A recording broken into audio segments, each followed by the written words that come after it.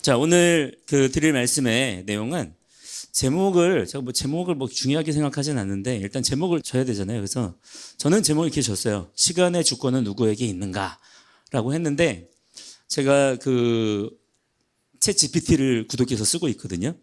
얘가 제목을 잘 쓰더라고요. 그래가지고 제가 이따가 끝나고 나서 얘한테 한번 설교문을 넣어가지고 제목을 좀 추천해 볼 예정입니다. 그래서 그 중에 혹시 좀 괜찮은 제목이 있으면 제가 그걸로 이렇게 하든지 하겠습니다. 저는 제목 짓는 데에 너무 막 이렇게 에너지를 쏟고 하는 게 별로 안 그래서 대충대충 지어요, 제목을. 그래서 물론 그 내용이긴 합니다만 혹시 더 좋은 제목이 있으면 그걸로 할 테니까 그 영상 올라가면 그 제목을 참고해 주세요.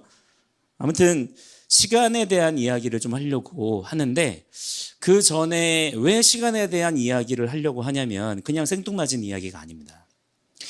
저의 가장 중요한 관심은 뭐냐면 온전한 신앙생활 이걸 어떻게 해야 될까 이거거든요. 저 개인적으로도 이게 관심이고 또 목회적인 관심으로도 여러분들에게 대하여 관심이 그겁니다. 신앙생활 우리가 제대로 하자. 또 신앙생활 온전하게 하자라는 거거든요. 그래서 이 주제와 관련된 얘기를 여러분에게 정말 많이 했습니다. 아니, 사실은 제가 했던 설교들의 거의 대부분이 아마 이 주제일 것 같아요.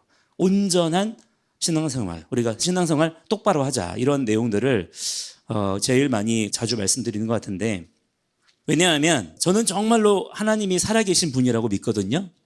여러분도 마찬가지이시죠? 하나님은 살아계신 분이시고 뿐만 아니라 그냥 저기 살아계신 분이기만 합니까?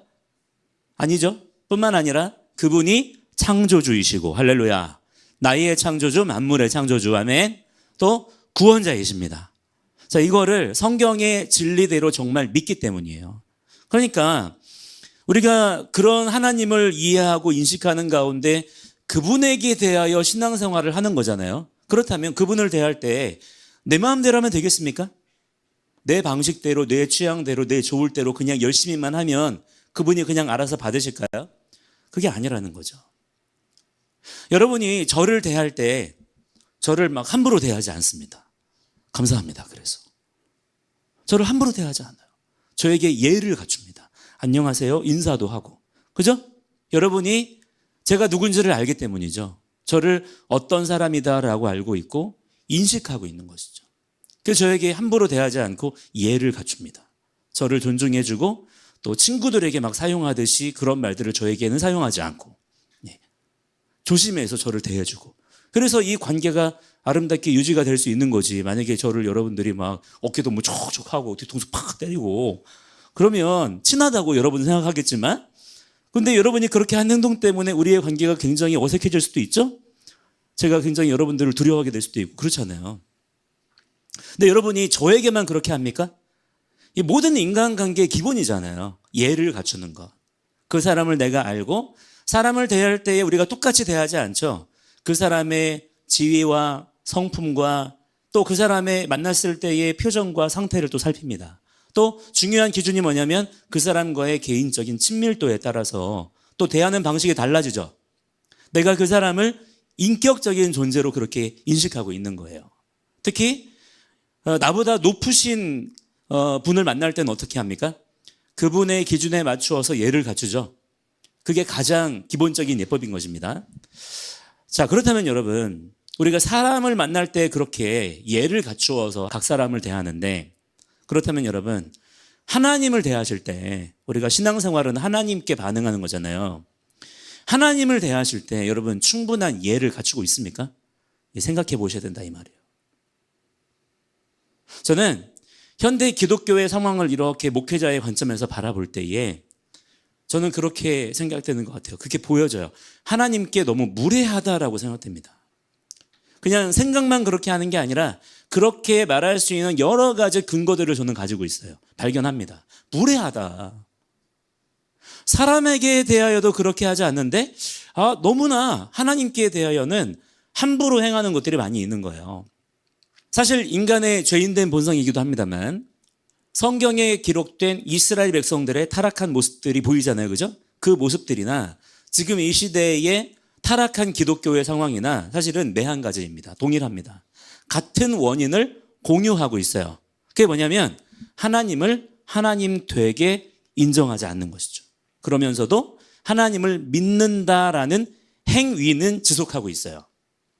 자, 이 시대에 기독교인들이 율법주의 하면 좋아합니까? 안 좋아합니까? 자, 여러분은 율법주의 좋아해요? 안 좋아해요? 안 좋아하죠?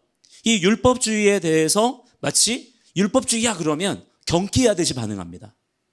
그렇게 하면서도 정작 본인들이 하는 그것이 바로 율법주의라는 것에 대해서는 인식하지 못해요. 여러분, 율법주의가 무엇인가요?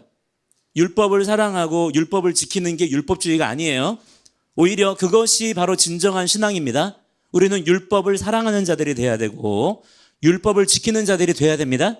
그런데 이 시대는 율법에 율자만 꺼내도 어때요? 경기하듯이 반응하고 너 율법주의야, 너 행위구원론자야, 너 은혜가 없어 막 이럽니다. 그래서 성경 가지고 무슨 얘기를 못해요. 그런데 사실 율법주의라는 말 자체가 성경에 여러분 있을까요? 없을까요? 율법주의라는 말은 성경에는 원래는 없는 얘기예요. 사람이 만들어낸 표현이긴 합니다만 그러나 그렇게 말할 만한 것들이 성경에 나타나기는 해요. 그렇다면 성경에서 발견되어지는 그러한 율법주의적 사고체계는 무엇이냐? 그야말로 종교의 영에 사로잡히는 것입니다. 종교 행위를 하는 거예요.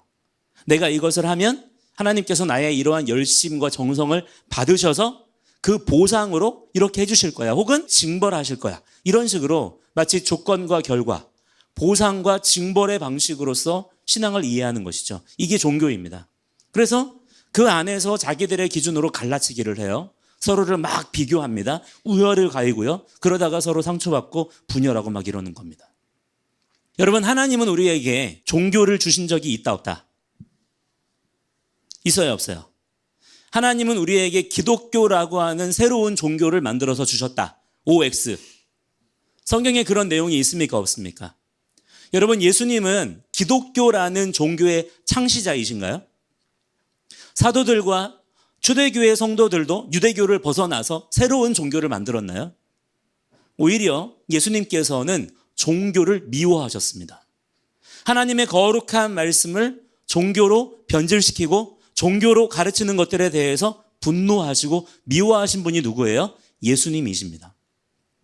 따라서 이 종교라고 하는 것은요, 태생적으로 그 근본 바탕이 인본주의인 거예요. 왜 그렇습니까? 하나님은 종교를 주신 적이 있어요 없어요? 있어요 없어요? 하나님은 우리에게 종교를 명하신 적이 없어요.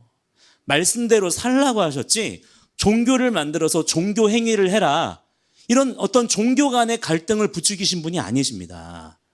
자, 그러면 어떻게 생겨났을까요? 인간이 만든 거죠. 그러니까 인본주의일 수밖에 없는 것이고, 지금 이 시대의 기독교를 보시면 알아요. 한 분 하나님을 섬긴다고 말은 그렇게 하지만 정말 그 내용이 한 분 하나님에 대한 이야기로 지금 채워지고 있느냐? 여러분 어떻습니까? 지금 기독교의 신앙생활이 정말 한 분 하나님에 대해서 이야기를 하고 있어요? 아니면 우리 자신에 대해서 이야기를 하고 있어요? 다 인간의 필요와 인간의 만족과 인간의 문제에 대한 것들로 가득가득 채워서 이야기를 하고 있다는 거죠. 제가 얼마 전에 유튜브 썸네일에서 그런 걸 본 적이 있어요. 제목이 그렇더라고요. 찬양에 중독된 한국 기독교, 한국 교회. 제가 어떤 유튜버인지를 모르겠어요. 그냥 지나가가지고 시간이 없어가지고 영상은 못 보고 그냥 그 썸네일만 잠깐 지나가면서 이렇게 올리면서 봤는데, 안 봐도 어떤 얘기를 하실지 알겠더라고요. 그분이. 왜냐하면 너무 저도 그 부분에 공감이 되니까. 자, 지금 이 시대의 기독교 상황을 가만히 보시면요, 정말 그 유튜브 썸네일에 나왔던 그 한마디로 어느 정도는 정리가 될 것 같아요. 기독교 신앙은 예배 모임, 예배 모임은 찬양, 찬양은 음악, 노래, 이런 식으로 그렇게 공식화가 되어 있는 거죠. 공식이 짜여져 있는 것 같습니다. 그래서 여러분, 모든 기독교 행사를 보시면 빠지지 않고 등장하는 게 뭐예요? 음악입니다. 음악. 이 음악이라고 하는 것이 얼마나 중요한 역할을 하는지 몰라요. 지금 비중을 엄청나게 차지하고 있는 거죠. 그러면 음악이 나쁜 거냐? 아닙니다. 음악은 좋은 거예요. 좋습니다. 우리도 방금 전에 같이 노래 불렀잖아요. 그죠? 이따가도 우리가 같이 노래 부를 겁니다. 그리고 기도할 텐데, 하나님이 창조하신 수학적인 질서를 가지고 만들어진 노래, 이 음악이라는 도구를 통해서 그 안에 우리의 신앙 고백을 담아가지고 올려드리는 거는 아주 좋은 그런 표현 방식일 수 있죠. 자, 그런데 문제가 뭐냐면 너무 그 음악이라는 부분의 비중이 치우쳐 있다 보니까 정작 채워져야 될 무엇이 지금 메말라 있어요? 말씀의 기근의 때를 지금 만나고 있는 거예요. 음악하느라고 노래 부르느라고 정작 말씀이 주어질 시간이 없는 거예요. 말씀은 그냥 그 음악 속에다가 이렇게 녹여내고 말씀 그 자체는 비중이 아주 작아요. 그나마 음악 뒤에 설교라는 시간이 이렇게 주어져 있죠. 근데 여러분 설교는 어떻습니까? 그 설교마저도 말씀 그 자체에다가 초점을 맞추고 말씀을 더 알자, 말씀을 공부하자, 연구하자 이런 것보다는 사람 자신에게 사람의 기분에 사람의 감정에 그 초점이 맞춰져 있는 것을 볼 수가 있을 거예요. 그래서 말씀 가지고 말씀 연구하는 그 내용들을 막 얘기하잖아요. 아우 어려워, 아우 힘들어, 아우 지루해 막 이럽니다. 말씀에 대한 관심이 없어요. 그냥 우리 노래나 부르면 안 돼요. 그냥 우리 노래합시다. 노래 아까 신났는데 우리 그런 거 합시다. 이렇게 하는 거예요. 제가 그런 거 실제 목회 현장에서 자주 봅니다. 혹시 이런 설교하면 사람들이 싫어하지 않을까? 어떻게 하면 사람들이 더 많이 웃을까? 어떻게 하면 사람들이 더 재미있어 할까?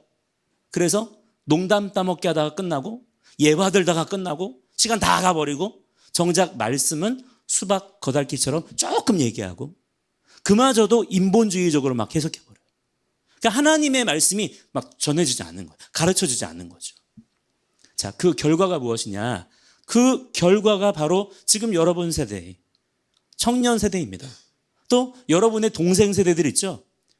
뭐라고 읽었습니까? 다음 세대라고 하잖아요, 교회에서. 그게 기독교 신앙의 실제 결과물들이에요. 우리의 신앙의 실체를 보여주는 겁니다. 기독교 문화는 있어요. 기독교 문화 콘텐츠는 지금 넘쳐납니다. 그런데 말씀을 모르는 거예요. 뭐는 해야 되고 뭐는 하지 말아야 되는지에 대한 기본적인 인식 자체가 없는 거예요. 그냥 내 기분 좋게 해주면 은혜됩니다. 그런데 조금만 어렵고 부담스럽고 기분 나쁘면 재미없으면 은혜 안 된다 그러고 피하려고 합니다. 그게 지금의 우리 가운데 세워진 기준이더라고 하는 거예요. 그러니까 여러분 이게 지금 제대로 하나님께서 이러한 상황 가운데에서 여러분 역사하실 수가 있겠어요 없겠어요? 가능하겠습니까 여러분 이러한 상황 가운데에서? 그러면 뭐를 어떻게 해야 되느냐? 그냥 이렇게 우리가 불평만 늘어놓는 거는 사실 아무런 유익이 없죠, 그죠? 실제 그런 분들이 있어요. 자기는 아무것도 안 하면서 아무것도 안 바꾸면서 그냥 문제 제기만 하는 분들이 있거든요. 우리는 그런 사람이 되지 맙시다. 문제 제기는 해야 돼요. 그냥 입 다물고 있으면 안 됩니다. 문제 제기는 여러분 부지런히 해야 됩니다. 그러나 그 문제 제기가 정당한 것이 되기 위해서는 어떻게 해야 돼요? 우리가 문제 제기하는 그것들에 대해서 우리 스스로가 몸소 부딪혀 가면서 바꾸고자 하는 노력과 열심이 우리 개개인에게 있어야 될 줄 믿습니다. 또한 공동체적으로 그런 관심들을 함께 공유를 해야 된다라고 하는 거죠. 그래서 고민해야 돼요. 그렇다면 나부터는 어떻게 무엇을 해야 될까? 이런 것들을 생각을 해야 됩니다. 자, 어떻게 해야 될까요? 어떻게 하면 되겠습니까? 이러한 상황들을 우리가 어떻게 바꿔갈 수 있을까요? 저는 일단은 이 표현으로 말씀을 드리고 싶어요. 아까 얘기했지만 한번 따라해 볼까요? 하나님을 하나님 되게. 이것입니다, 여러분. 하나님을 하나님 되게 인정해 드리는 거예요. 지금 우리 가운데 이 기준이 필요합니다. 이 근본 바탕이 필요한 거예요. 왜냐하면 실제로 제가 이 메시지 하나님을 하나님 되게 라는 메시지를 제가 받고 나서 제 신앙생활의 실제적인 기본적인 방식이 완전히 뜯어 고쳐졌거든요. 제가 이 말을 2017년도에 어떤 분과 대화하다가 그냥 지나가는 이야기로 그분이 그렇게 던지신 말이에요. 하나님을 하나님 되게. 근데 그 말이 저의 마음속에 확 꽂혔어요, 그날. 정말 여러분 그런 말 있잖아요. 망치로 머리를 얻어맞은 것 같다. 그게 무슨 기분인지 알겠더라고요. 제가 깜짝 놀랐어요. 하나님을 하나님 되게. 우리 집에 개가 있거든요. 개 한 마리가 있어요. 말티즈예요. 11살. 그 개가 제가 딱 들어가잖아요. 제가 지 주인인 걸 알아요, 몰라요?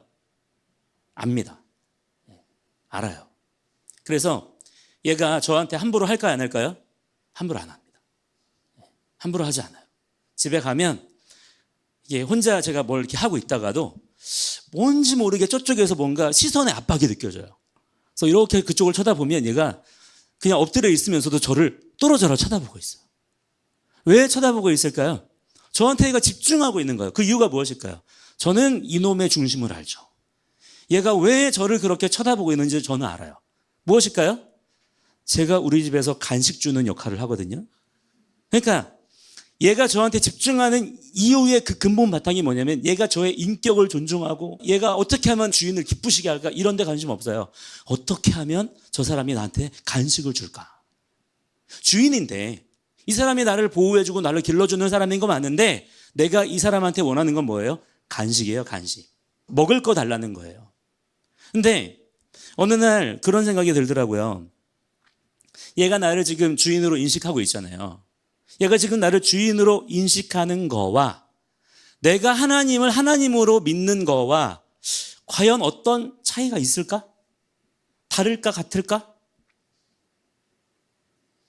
생각해 봤어요. 자, 이 개가 내 이름이 뭔지 궁금할까요? 나를 주인으로 섬기고 있지만 이 개가 내 이름이 무엇일까? 우리 주인님의 이름이 뭘까? 너무 궁금하다. 궁금해 할까요? 이 개가 지금 이 주인님이 어떤 일에 제일 관심이 많을까? 어떤 일을 하고 싶어 할까? 이 주인님의 직업은 뭘까?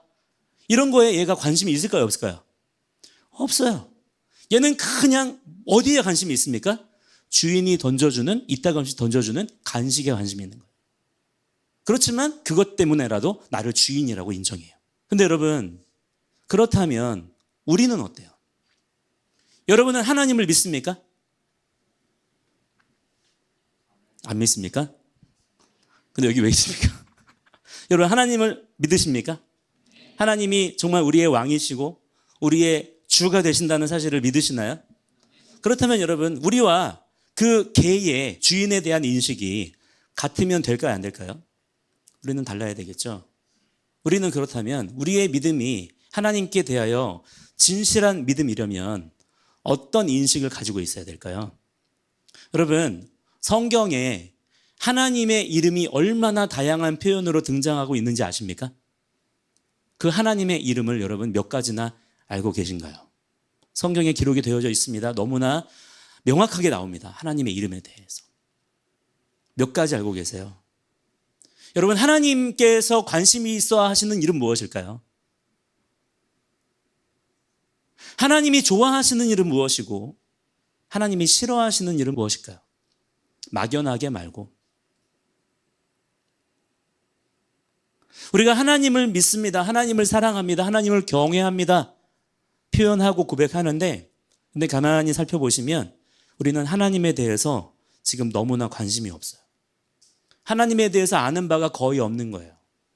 오히려 그 개가 저한테 그렇게 반응하는 것처럼 이따금씩 주인이 던져주는 간식 덩어리 이런 것들 정도의 관심을 가지고 있는 그런 수준에 머물러 있는 경우들이 많더라고 하는 거예요. 예를 들어서 내 사랑하는 연인이 있다. 그 연인에게 나 너 정말 사랑해. 그런데 보니까 그 사람 안에 내 욕구만 있어요. 정작 그 사람에 대해서는 아무런 관심이 없어. 별로 알고 싶은 게 없어요. 심지어 이름도 틀리게 알아. 만약에 그런다면 그래도 그 사랑이 계속 여러분 유지될 수가 있겠습니까? 아니 그게 정말 여러분 사랑이기는 할까요? 너 정말 나 사랑하기는 했어? 그런 질문이 여러분 있지 않을까요? 제가 지금 여러분 엄청나게 복잡하고 어려운 얘기하는 거 아닙니다. 그죠? 가장 단순하고 기초적인 그런 문제를 지금 얘기하고 있는 거예요. 그런데 이게 지금 우리한테는 제일 중요한 거라고 생각하는 것입니다. 반드시 이 부분에 있어서 우리는 분명한 결론을 내리고 시작을 해야 되는 거예요. 자, 그렇다면 여러분 지금까지 제가 여러분에게 얘기해 온 것처럼 그렇다면 그 모든 우리의 잘못된 종교적인 사고방식, 인본주의적으로 위대하신 우리 하나님을 마치 내 것인 것처럼 그렇게 함부로 대하는 그런 태도를 우리가 어떻게 하면 바꿀 수가 있을까요? 그래서 온전한 신앙생활로 나아가기 위해서는 무엇을 우리가 어떻게 해야 될까요? 신앙생활의 기본 방식을 바꿔야 됩니다. 정신만 바꿀 수 없어요. 반드시 그 틀을 바꿔야 되고요. 형식과 문화와 겉으로 드러나는 행동들을 바꿔야 되는 거예요. 우리의 실제 말과 행동을 바꾸지 않으면서 우리의 마음과 생각만 쏙 빼서 바꿀 수 있나요? 여러분 중에 그럴 수 있는 사람이 있습니까? 아무도 그럴 수는 없는 겁니다. 물론 원리적인 순서는 어떻습니까? 원리적인 순서는 생각이 바뀌어야 우리의 말과 행동이 바뀌는 거죠. 그렇죠? 우리의 말과 행동은 생각의 결과물이죠. 그렇지만 여러분 중에 그렇다면 생각을 바꾸기 위해서 생각만 직접적으로 다룰 수 있는 분이 있나요? 생각만 이렇게 빼내가지고 바꾼 다음에 집어넣어가지고 이렇게 할 수가 있습니까? 없습니까? 그럴 수 있는 사람은 아무도 없는 거예요. 오히려 가장 일반적이고 가장 확실한 생각을 바꾸는 방법은 무엇인가요? 의지적으로 나의 말과 행동부터 바꾸는 겁니다. 그렇지 않습니까? 그 과정을 통해서 우리의 이 생각이라고 하는 구조가 바뀌게 되는 거잖아요. 이것이 하나님께서 창조하신 우리의 가장 기본적인 프로세스이고 메커니즘인 것입니다. 자, 그 중에서 가장 중요하고 시작점이 되는 부분, 그러니까 우리의 신앙생활의 방식을 바꾸는 그 틀, 우리의 신앙생활의 실제 말과 행동 이런 것들이죠. 그런 것들을 바꾸는 데 있어서 가장 중요하고 근본 바탕이 되고 시작점이 되는 부분이 뭐냐면 시간에 대한 개념과 주권을 먼저 바꾸는 거예요. 이거를 해야 된다는 것입니다. 여러분, 우리의 모든 삶은 하나님이 창조하신 시간의 질서 안에서 지금 경험되어지고 있는 것입니다. 그죠? 우리는 오늘이라는 이 시간 안에 우리가 지금 존재하고 살고 있는 것이죠. 지금 여러분에게 생명이 있습니까? 없습니까? 지금 여러분에게 생명이 있어요? 없어요? 있습니까? 그렇다면 그 생명을 여러분은 지금 어떤 식으로 경험하고 계세요? 우리에게 생명이라고 하는 것을 인식할 수 있는 기준이 무엇입니까? 여러분의 나이를 셈하고, 그죠? 나이를 셈할 때 뭐를 여러분이 이해할 수 있어요? 지금까지 내가 얼마만큼의 시간을, 얼마만큼의 생명을 가지고 왔었느냐를 우리가 그 나이를 통해서 알 수 있는 거죠.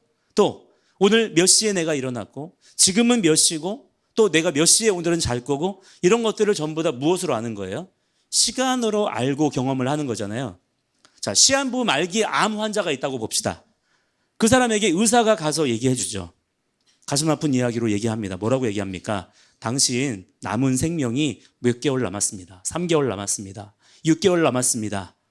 자, 이처럼 우리의 생명을 셈하는 방식이 뭐라는 거예요? 시간이라고 하는 것입니다.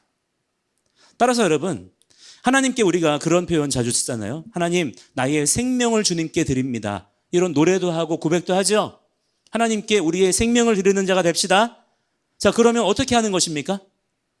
그냥 막 죽어버려야 돼요? 내가 생명을 드려야 되니까? 자살 폭탄 테러 막 이런 거 해야 됩니까? 그냥 막 어디 가서 순교해야 생명 드리는 거예요? 그렇지 않습니다. 그죠? 하나님께 나의 생명을 드린다라고 하는 것의 가장 직접적인 행위는 무엇입니까? 나의 시간을 하나님의 뜻대로 구별하여 사용하는 거예요. 이 시간의 주권이 나에게 있지 않고 하나님에게 있다는 것을 인정하는 것입니다. 그래서 이 시간에, 내가 지금 있는 이 시간에 내가 원하는, 내가 결정하는 이 행동을 할 수도 있지만, 그러나 다른 선택을 할 수도 있죠. 어떤 선택을 하는 것입니까? 하나님께서 무엇을 기뻐하시지? 무엇을 통해서 하나님께서 영광을 받으실까? 이것을 생각하고 그 시간에 그것을 할 수도 있겠죠. 그렇다면 그 시간의 주권은 누구에게 있는 것입니까? 하나님께 있는 것입니다. 이런 방식으로 시간에 대한 사고방식을 바꾸는 거예요. 이것이 가장 기본적으로 출발점에서 중요하다 이 말입니다. 자, 오늘 본문에 보시면 우리가 함께 읽었습니다만 하나님께서 창조의 넷째 날에 행하신 역사가 나오죠. 이 말씀에. 자, 뭐 하셨어요? 넷째 날에 뭐 하셨습니까? 하늘의 궁창에다가 무엇을 만드셨어요? 광명체들을 만드셨다. 그러니까 해와 달과 별들을 만드신 거예요. 그래서 낮과 밤을 나뉘게 하셨다 그랬어요. 자, 그러면 여러분, 이 넷째 날 이전에는 그 밤과 낮이 없었나요? 아니죠. 첫째 날, 둘째 날, 셋째 날 다 있었죠. 모두 다 기준이 무엇입니까? 저녁이 되고 아침이 되니 첫째 날, 둘째 날, 셋째 날이야. 그러니까 해와 달과 별들이 있기 전부터도 저녁이 되고 아침이 되는 기준이 있었다는 거예요? 없었다는 거예요? 있었다는 거죠. 그런데 누구만 아시는 거예요? 이때까지는 하나님만 아시는 거예요. 아직까지는 이 하나님의 이 시간에 대한 질서를 그 누구도 하나님 외에는 알 수 없는 겁니다. 그런데 하나님께서 넷째 날에 어떤 일을 하시는 것입니까? 궁창에다가 하늘에다가 해와 달과 별들을 지으십니다. 그리고 그 해와 달과 별들 가운데 하나님의 질서를 세워두세요. 그래서 여러분 이렇게 보시면 해와 달과 별들이 막 지맘대로 움직이지 않죠? 그죠? 천문학이라는 게 있잖아요. 어떻게 이런 학문이 가능합니까? 그 안에서 발견되어지는 규칙들이 있기 때문에 학문이라고 하는 것들이 성립될 수 있는 거잖아요. 그러니까 놀라운 이 천체 가운데 하나님의 놀라우신 지혜와 질서가 있다는 거예요. 그런데 그 질서들을 통해서 하나님께서 우리에게 행하신 일이 무엇입니까? 모든 피조물들에게 하나님의 시간에 대한 질서를 가르쳐 주시고 보여주시는 거예요. 그걸 통해서 지금은 밤이구나, 지금은 낮이구나, 모든 피조세계가 알 수가 있는 것입니다. 그러니까 저기 하늘에 있는 해와 달과 별들의 변하지 않은 용도가 뭐예요? 피조세계 가운데 시간에 대한 하나님의 약속을 가르쳐 주시는 거예요. 만약에 여러분 저 해와 달과 별들이 어느 날 갑자기 다 사라졌다 생각해 보세요. 자, 우리로서 시간에 대한 기준들을 알 수가 있는 방법이 있습니까? 없습니까? 아무도 알 수가 없는 거죠. 그렇다면 자, 이렇게 하나님께서 피조세계 가운데 시계를 만들어 주신 것이 해와 달과 별들이잖아요. 지금도 여러분 보고 계시죠? 그죠? 자, 그렇다면 그 하늘에 있는 그 해와 달과 별들의 시계의 용도가 뭐라고 나옵니까? 함께 오늘 본문 말씀에 14절 말씀 다시 한번 읽어보세요. 14절 말씀. 잘 보세요. 14절 말씀. 시작. 하나님이 이르시되 하늘의 궁창에 광명체들이 있어 낮과 밤을 나뉘게 하고 그것들로 징조와 계절과 날과 해를 이루게 하라. 아멘. 자, 개역개정의 번역이 이렇게 되어 있는데, 자, 원래 히브리 단어 그대로 직역하면 이런 뜻이 됩니다. 그 징조와 계절과 거기 있잖아요. 거기 번역이 이렇게 되는 거예요. 표징들과 기일들과 날짜들과 연도들을 위하여 그것들이 있는 것이다. 이렇게 말씀하고 있는 거예요. 자, 다시 한번요. 해와 달과 별들을 만드신 궁극적인 목적이 무엇이라고요? 표징들과 기일들과 날짜들과 연도들을 위하여 그것들이 있는 거라는 거예요. 성경에 창세기에 나옵니다. 창세기. 이러한 기준들이 그런데 지금 이 시대 가운데 많이 흐려져 있는 거예요. 자, 특히 주목해서 봐야 될 표현이 뭐냐면 한글 성경에는 뭐라고 번역이 되어 있냐면 계절이라고 번역이 되어 있고, 제가 아까는 이 부분을 뭐라고 얘기했어요? 기일이라고 그렇게 얘기했죠. 자, 이 단어가 번역된 원래 단어가 뭐냐면 모아딤이라는 단어예요. 근데 이 모아딤이라는 단어는 성경에서 무엇을 말하는 용어로 쓰이냐면 절기라는 뜻으로 사용이 되었습니다. 즉 하나님께서는 이 시간이라고 하는 해와 달과 별들의 질서들을 통하여서 절기를 정하시기 원하셨다는 거예요. 연도를 정하시고 날짜를 정하셔서 하나님은 절기를 가르쳐주기 원하셨다. 이 절기들을 그러면 누가 알아야 돼요?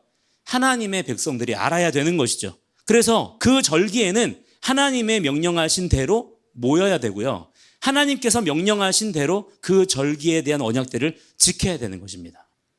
그게 하나님께서 가르쳐 주신 가장 기본적인 신앙생활의 방법이었어요. 지금 여러분, 지금 이 시대 가운데에도 해가 있습니까? 없습니까? 달이 있습니까? 없습니까? 있어요? 없어요? 별들이 있습니까? 없습니까?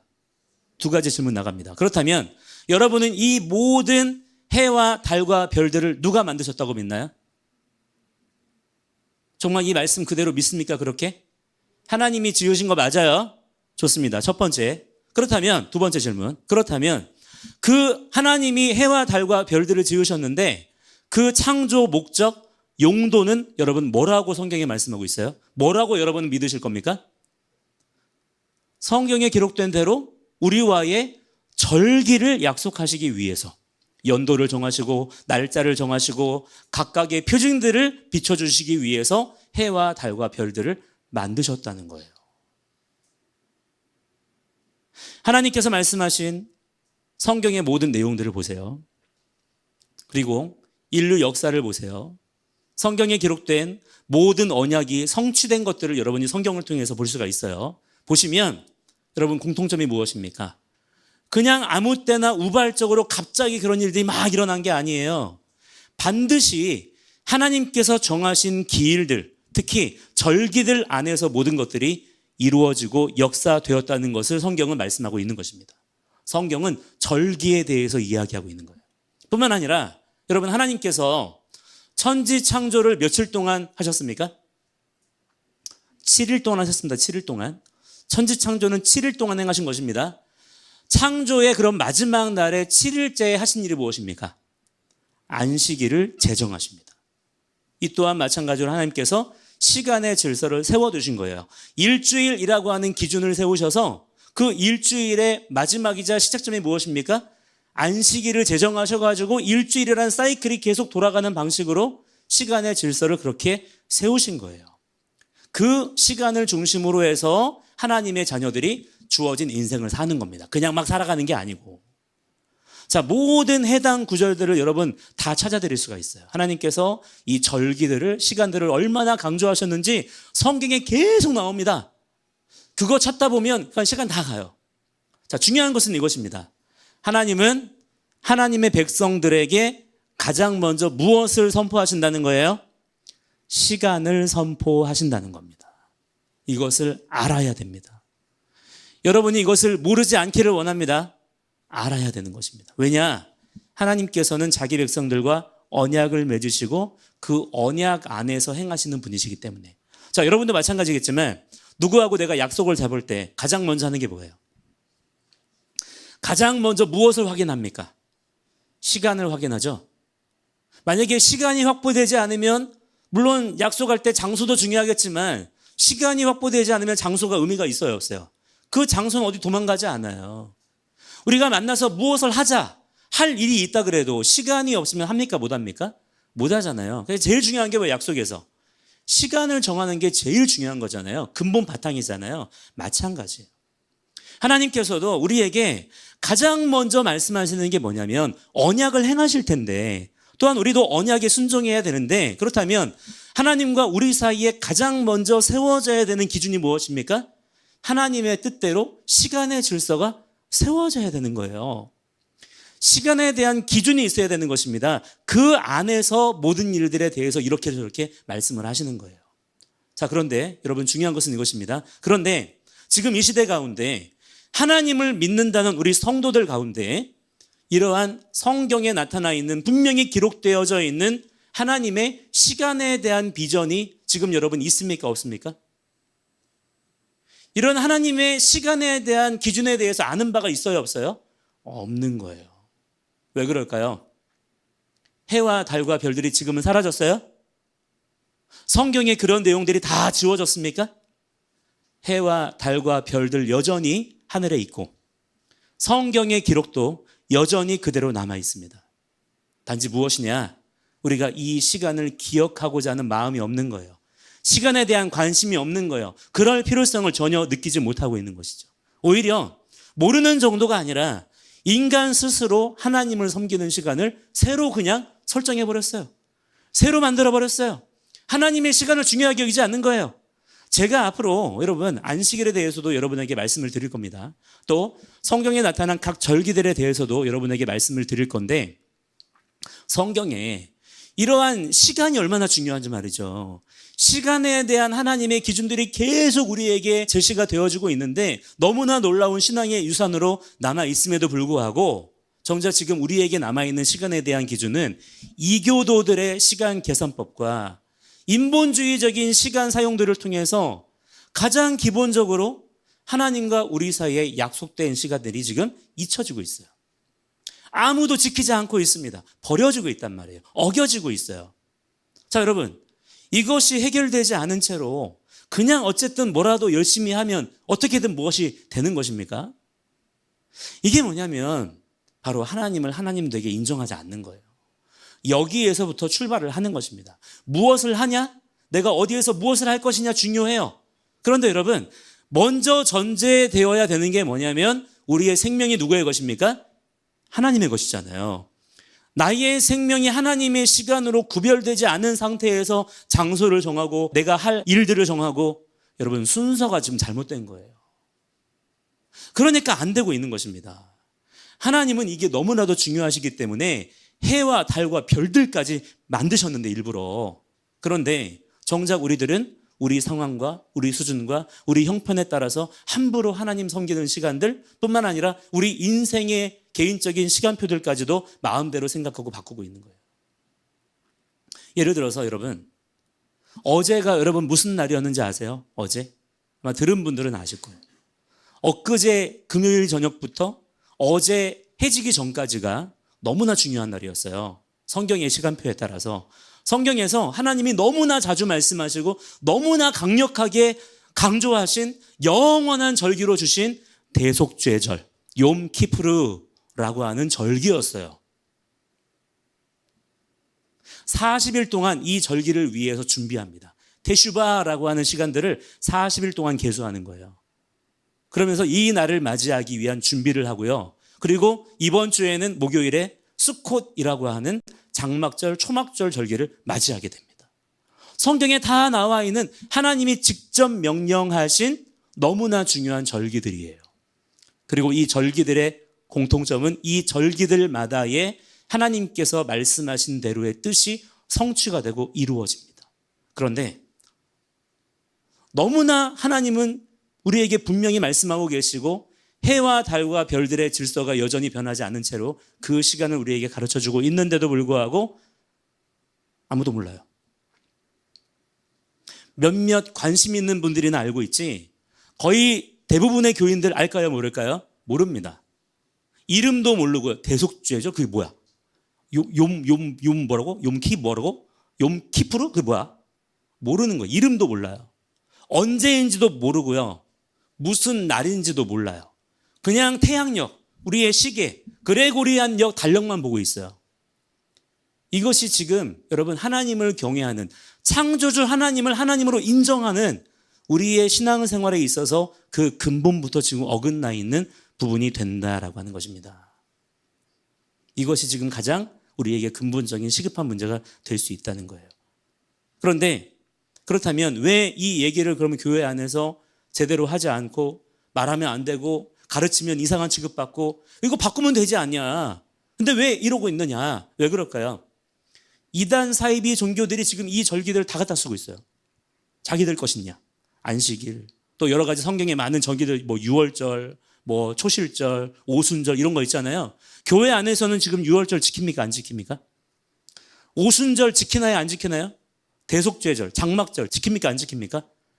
이거 이교도들의 것인가요?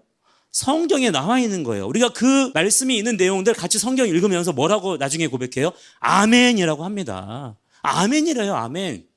그런데 정작 우리들은 안 지키는 사이에 우리는 버렸어. 우리가 버린 그것을 지금 누가 주워갔어요? 이단 사이비들이 주워가가지고 마치 지들 것인 양 그렇게 사용하고 있는 거예요. 그러면서 그것 가지고 왜 너희들은 성경대로 하지 않냐고 공격합니다. 그런데 정작 우리 입장에서 대답할 말이 있어요, 없어요?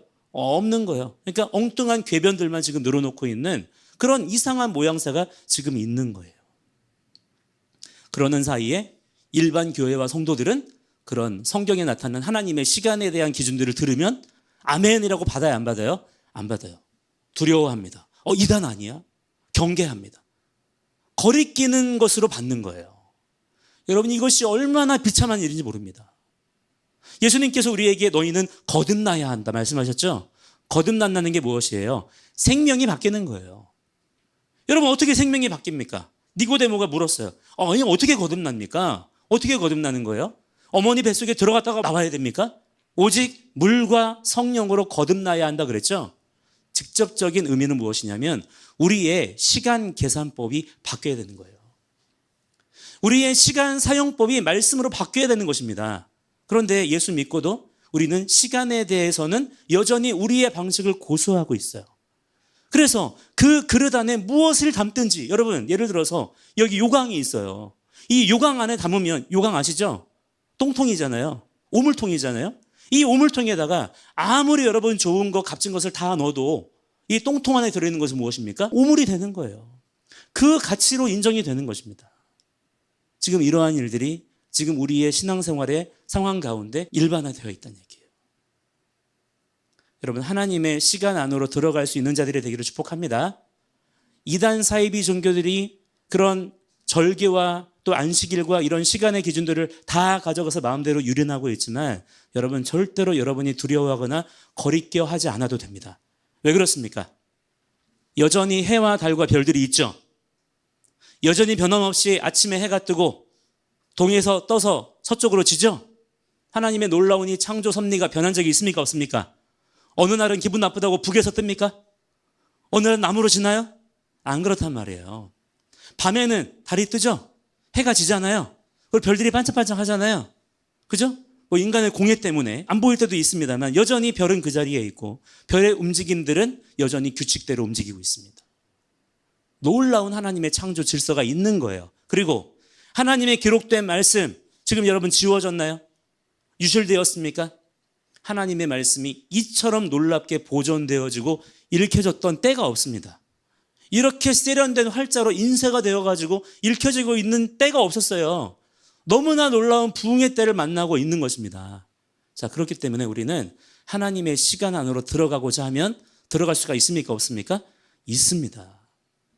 단지 관심이 없었을 뿐 이제부터라도 관심을 가지고 여러분이 의지적으로 하나님의 시간 안으로 들어가기를 원합니다. 그래서 성경에 나타난 하나님의 시간에 대한 내용들에 관심을 가져보기 시작을 하는 거예요.